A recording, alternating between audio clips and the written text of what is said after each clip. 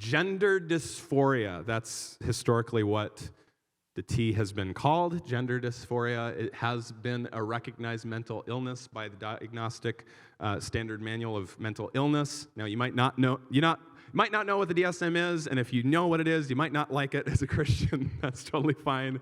But historically, the DSM has recognized gender dysphoria as being a real thing. And historically as well, what we have seen, probably as we've started kind of studying this over the last 100 years, gender dysphoria afflicts mainly boys from a very young age. But what's interesting is that today that has really changed. It's not mainly boys anymore who are gender dysmorphic. It's mainly girls.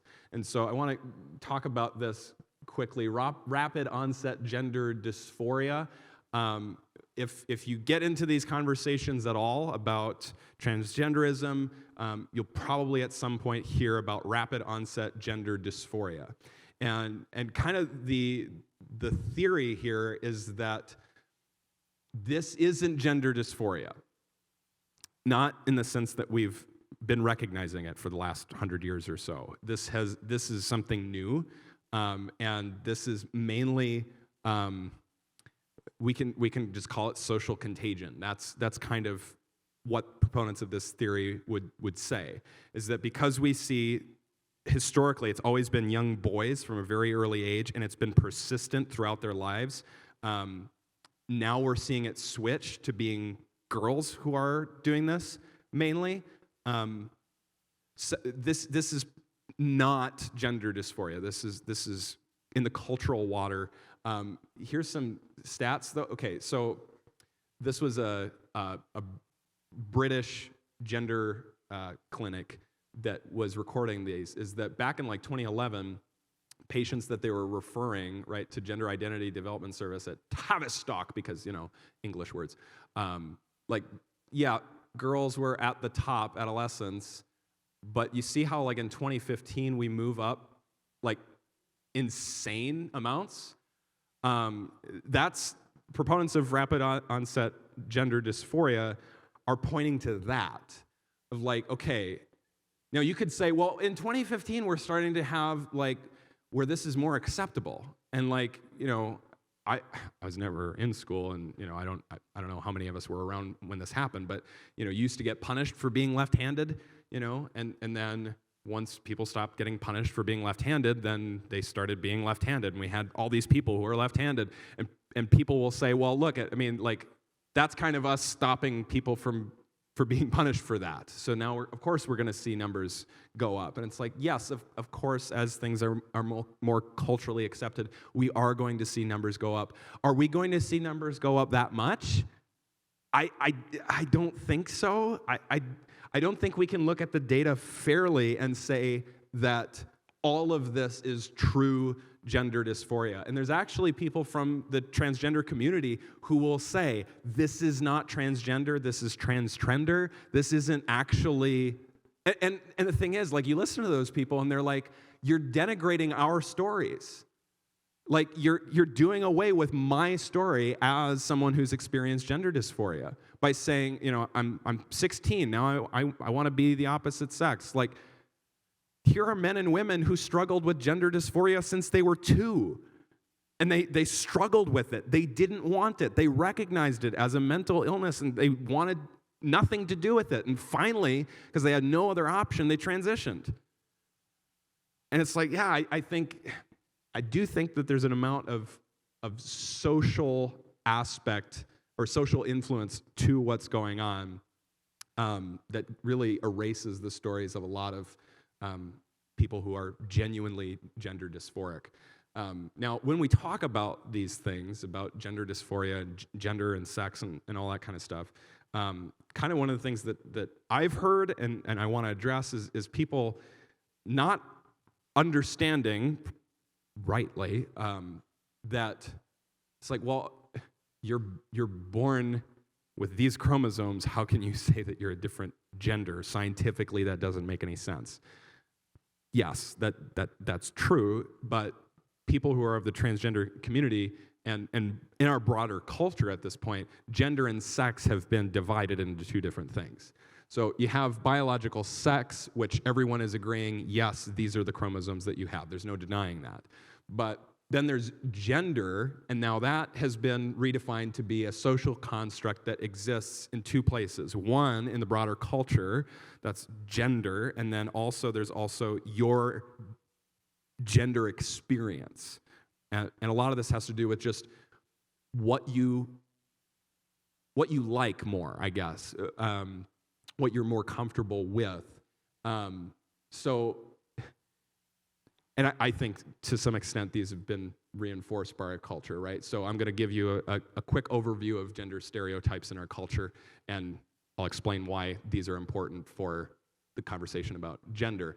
Men are aggressive, dominant, angry leaders, highly sexual and logical. Their interests include fighting, politics, sports, beer, killing stuff, smoking stuff, and loveless sex. So that's kind of the stereotypical cultural understanding of what a man is. Here's what a woman might be according to our culture. Women are far more emotional. They take the role of follower, they cry a lot, and are highly sexualized. Their interests include baking, cooking, homemaking, raising children, makeup, shopping, art, and Instagram. So, okay, these are the kind of the stereotypes of the two genders, right? What happens if you're like me and I don't like politics? I've never killed anything more than a mouse. Loveless sex, really not into that. I'm not all that angry. Logical. I'm actually more emotional, probably. I like cooking. I cook in my house more than my wife does. I like raising my children, and I like art, right? So, like, there's part of me that is, maybe you would say, the feminine side, and then there's part of me that's also, of course, masculine. But what happens, let's say that a man likes all of these things more, identifies more. Like, here are the things. I like the color pink. You know, I actually did say that once when I was like 3. I was asked what my favorite colors were, and I said orange and pink. And then I was told pink is a girl's color. But they didn't understand why I had said pink. I said pink because the pink starbursts were the best. And it's like, of course, you're going to like pink best. So the question is, what happens when we have these cultural stereotypes of what a man should be like or a woman should be like, and then you find yourself gendered as a woman or as a man, and you go, I find myself liking the other side, their stuff way more. Well, our culture is going to say, then you're that sex, you're that gender, you should start identifying that way. And what's sad about this is that the church has largely bought into the stereotypes, right? So that kind of more of the history about this. Since the Cold War, American Christianity bought into it. The U.S. was concerned about Russia again. Becoming the superpower, and so they wanted to avoid anything that smelled of Russia while also trying to strengthen the nuclear family. For men, that meant, Clint Eastwood movies, John Wayne, like all this kind of stuff of like, let's really push the male aggressor kind of way of thinking, because that will make for good soldiers. And then women need to be good homemakers, and raising more soldiers, that needs to be their place so that we can maintain our power, right? And the church has said, yeah, that's basically, we agree with that. There's been a lot of damage, though, in our marriages and in our families and in ourselves by buying into these gender stereotypes. I don't think that these are biblical. Well, let's talk about that. Okay, so let's do a case study about a figure from the Bible, David, right? Can we agree David's the man's man? He's a man, for one, that helps. He likes killing stuff, there's a story where he grabs a lion by the beard and then kills it with his bare hands. And that is awesome. That is the coolest. And then, he's a soldier. He goes up against Goliath. He's 4 foot tall or something against this guy. And he's yeah, I've got like my revolver of like my 44 Magnum. You're asking yourself one question. You feeling lucky? The guy gets the stone, sends it into the dude's head, and then goes over. He's not content to kill him one time. He takes the guy's sword out, like, this anime guy, like with his huge sword, and just cuts the dude's head off again. Like, this guy's awesome. He's so bloodied and muddy from the battle. When he gets back to Saul, Saul's like, who is this guy? And they're like, it's David. Like, Saul didn't even recognize him because he was so into the battle, and he's the king, like, he's a man's man. Like, even his sin, like his most famous sin is with Bathsheba. And we go, yeah, that's a man for you, Can't keep his eyes, to his wife. So this is David, the man's man, right? We can agree? So maybe the Bible does teach this about gender. Well, maybe not. He writes poetry. David, the guy that killed a lion and a bear with his bare hands, he writes poetry. He cries a lot.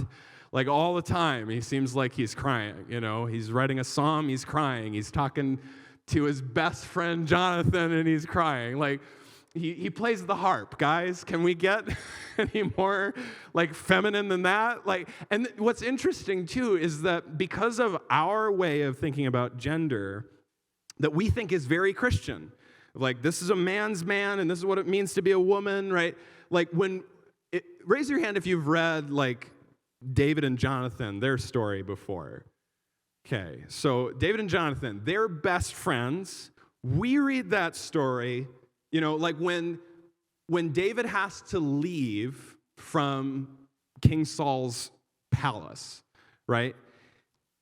David and Jonathan are very close. Jonathan is Saul's son, and David has to flee, and they are crying on each other, hugging and kissing.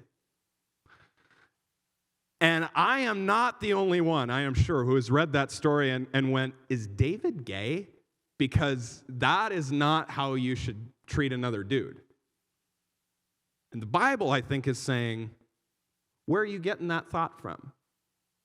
Why are you thinking that you can't have that kind of intimacy with a member of the same sex? Now, the kissing isn't on the lips, I don't think. I think they're, probably like Aragorn kissing like Frodo's head or something like that, like his forehead. Like, but Aragorn, like, if you've read those and watched the movies, like, that's Aragorn. Like, man's man, deeply in touch with sensitivity and emotion, and does not hold that back from other people. So I really think that we do the Bible a disservice when we read our cultural understanding of what it means to be a man or a woman into it. We do ourselves a disservice when we read that into the Bible, because it's not what the Bible teaches.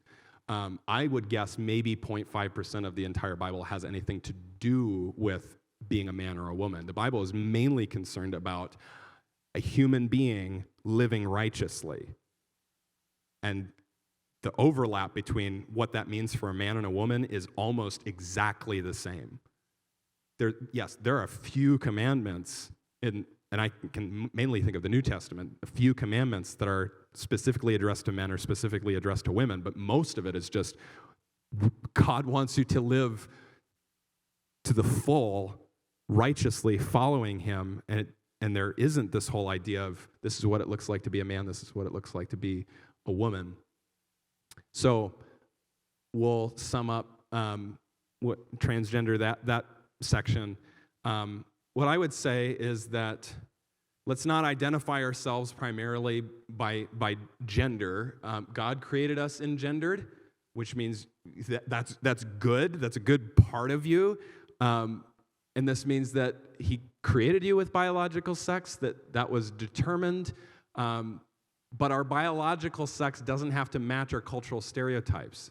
I think there's so much more depth to what it means to be a man than just being stoic all the time. And I think there's more to what it means to be a woman than just being sexy, right? And the thing is, too, like, think about this. For teenagers who are living in our over-sexualized culture, it's like, what if a girl doesn't want to be sexualized? It's like, in our culture, it's like, well, too bad. That's just what's going to happen to you. But then it's like, okay, then how do you avoid that? Like, a good out seems to be transitioning, and because then you avoid the male gaze, like, I think we're creating this problem in our culture, and I think, the church can do things to step in and stop it. I don't think there's any need to throw out gender with the cultural bathwater, right? Of like, well, gender's been misused, let's just get rid of it. It's like, no, let's keep that. God created that, and it's good. So